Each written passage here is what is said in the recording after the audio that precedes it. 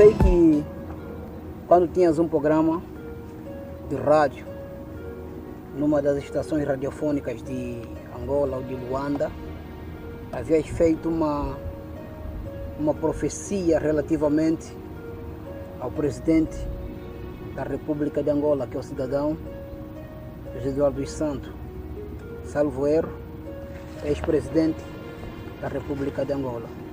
É verdade. Após a profecia que havias feito, qual foi a reação de alguns pastores, seus amigos, ou até mesmo pastores que não são teus amigos, mas que são pastores angolanos?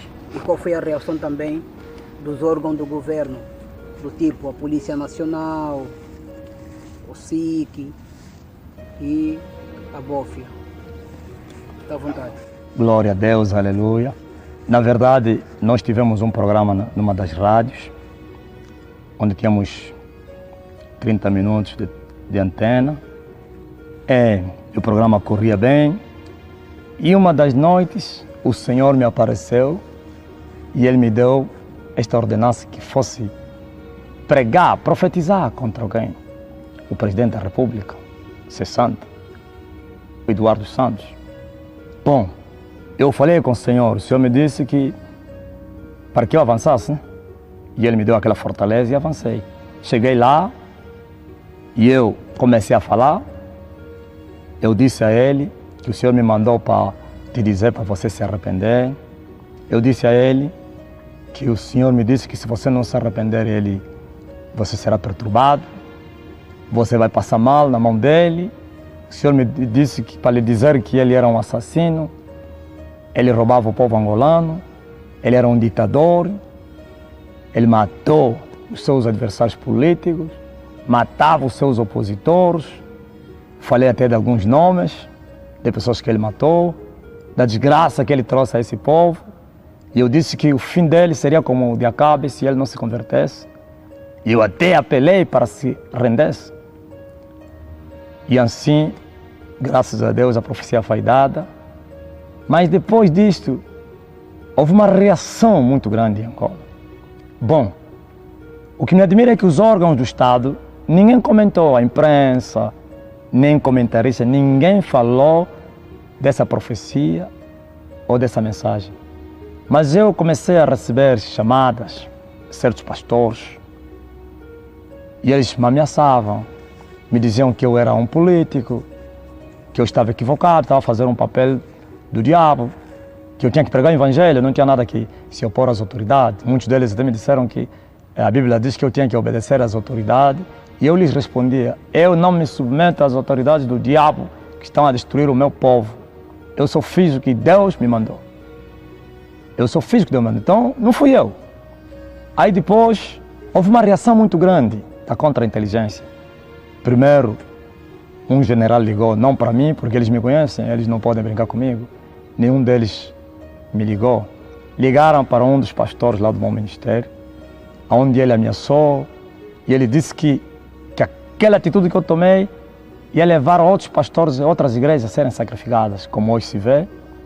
Eles disseram que eles iriam punir a igreja de Angola, os outros meus companheiros, que eu tinha lhes arranjado problema. Bom, eles estavam a mostrar que eles não iam me fazer nada, mas que iam se vingar dos pequeninos. Já é bom, porque eles tinham medo de mim. E ele também anunciou, esse general disse que o Bento, na altura era o governador de Luanda, o Dino Matrosso, o secretário-geral, já tinham se apercebido dessa mensagem e que o relator estava aí para o Futum, a Cidade Alta, e que isso seria grave para a igreja de Angola. Ok, mas o que seguiu foi a reação da contra-inteligência, né? Os homens da contra-inteligência entraram na igreja para ir lá gravar as minhas mensagens, mas Deus me revelava quem eram eles e eu também falava, eu te conheço, eu sei quem é você. Você pode gravar, você não vai fazer nada. Foram lá filmar a igreja, carros de vidros fumados, óculos pretos, tiravam fotografias ao nome, depois fugiam. Foram à noite, passaram, fizeram um vai e vem, colocaram uma rolote à frente da igreja, onde ficavam lá parados, só para intimidar as pessoas. Houve um terror no meio da igreja, os filhos estremeciam, mas eu lhes garantia que eles não tinham autoridade para destruir a igreja. E assim, graças a Deus, aquilo passou. Ninguém comentou, mas uma coisa que o mundo não reconheceu, ninguém comenta até hoje. Tudo que eu falei a Eduardo Santos aconteceu hoje. Eu falei que os seus filhos seriam como pássaros nos montes fugitivos. E hoje se vê.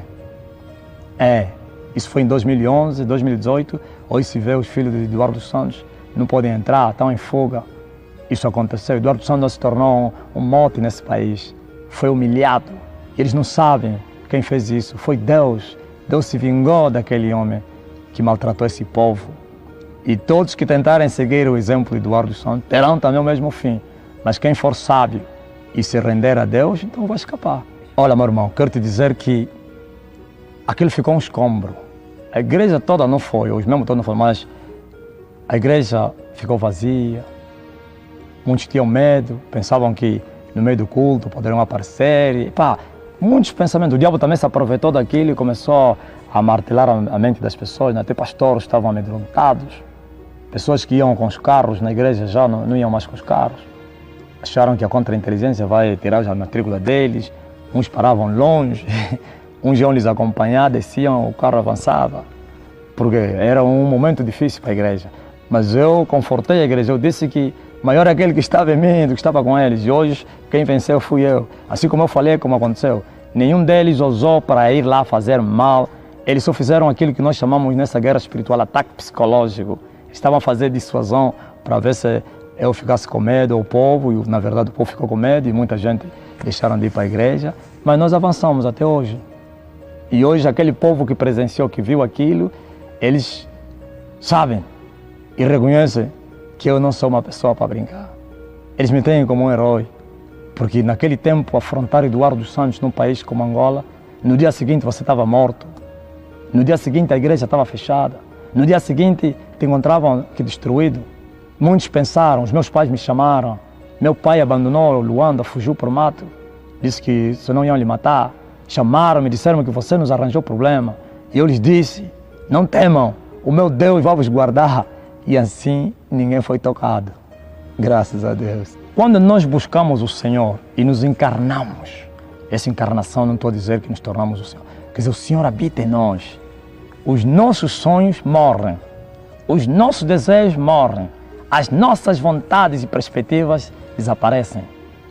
E começa a aparecer em nós os sonhos de Deus. Isso que o apóstolo Paulo falou. Já estou crucificado com Cristo, já não vivo mais eu, mas Cristo vive em mim. E a vida que me resta na carne, eu a vivo na fé do Filho do Homem. Então, eu, de tal maneira que eu morri, eu só tenho os sonhos de Deus. O que Deus traz para mim são os meus sonhos. Agora eu vou te falar dos meus sonhos, que não são meus, mas de Deus. Quando eu estou a falar que eu vou ficar 3 anos e meio aqui no deserto, é aqui nesse monte. Eu fico 38 anos na mata. Quase 39. Eu fico 40 anos ou mais de 40 anos sem comer, de jejum. Foi Deus que me falou.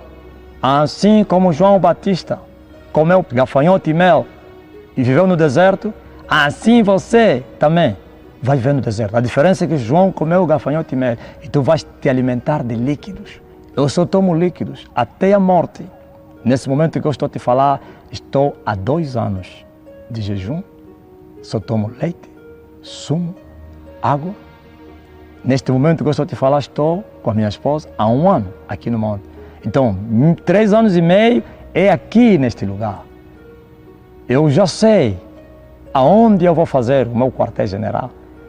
Sairei daqui para o deserto, eu estou no monte, irei para o deserto e aí a voz vai clamar no deserto. Então, eu já não tenho mais sonhos de alcançar, de ter, de possuir. Eu morri para Cristo. Cristo vive em mim. Então, a minha paixão é só pregar o Evangelho, ganhar almas. Você é pela Radical TV? Você gosta da Radical TV? Então saiba que esses procedimentos são importantes para o crescimento da Radical TV. Deixa seu like, inscreva-se no canal e ative as notificações para que sejas notificado sempre que eu divulgar um vídeo novo. Cristianismo é modo de vida, não uma mera ilusão. É visível no meu objeto e na luta pelo cifrão. Confundiram a graça de Deus com autossustentação. Iludem menos atento àqueles que não têm visão. Sou pela congregação e contra a exploração. Mateus 10, verso 8, lei e recomendação. Bispo, pastor, reverendo ou pregador, olhe para Cristo, Ele é o nosso professor. Revelações soberbas adoradas por